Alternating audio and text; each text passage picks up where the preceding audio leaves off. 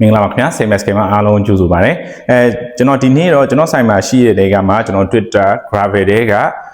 Gravel X ဆိုတဲ့ model လေးကိုအားလုံးနဲ့မိတ်ဆက်ပေးခြင်းပါတယ်ဒီ Twitter Gravel X လေးကတော့ဒါGravel X ထဲမှာနောက်ထွက်ထားတဲ့ design ပုံစံမျိုးပေါ့နော်အဲ့တော့ဒီဗီဒီယိုလေးကိုကြည့်ရှုပါဗျာ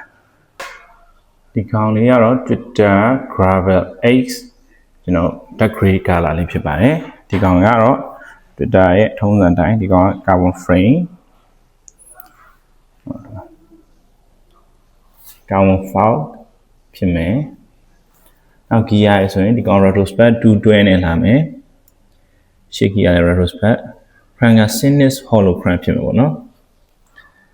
hub တွေပါတွေက foci bearing carbon hub ကိုကျွန်တော် carbon အုံးနဲ့ဖြစ်မယ်ပေါ့နော်တချွန်ချွန်မြည်ရဲ့ hub နဲ့ဖြစ်မယ်တရားတွေက Innova Pro ဖြစ်မယ်ဒီထိုင်ငုတ်တွေကိုကျွန်တော်ဒီမှာသူ့ရဲ့ဒီ integrated handle တွေရောအကုန်လုံး all carbon ဖြစ်တယ်နောက်ဒီ shifter တွေကတော့ retrospect 212ရဲ့ထုံးစံအတိုင်းကျွန်တော်တို့ဒါ carbon shifter တွေဖြစ်တယ်ပေါ့နော် carbon shifter တွေဖြစ်တယ်ဒီကောင်ကပြီးတော့ fully hydraulic disc ဖြစ်တယ်ပေါ့နော် C brake ပေါ့နော်အပြည့်ဖြစ်တယ်နောက်ဒီမှာရှေ့ဟက်ကလည်း carbon အုံးနဲ့ carbon hub ဖြစ်တယ်ပေါ့နော်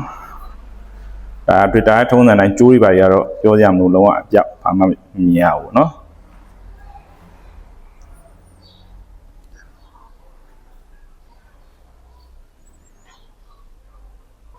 အဲ့တော့သူ C brake fully hydraulic disc ရဲ့ C brake အထိုင်ပဲဖြစ်ပါတယ်ဒါတော့သူရဲ့ carbon frame carbon foul ရဲ့ design ဖြစ်ပါတယ်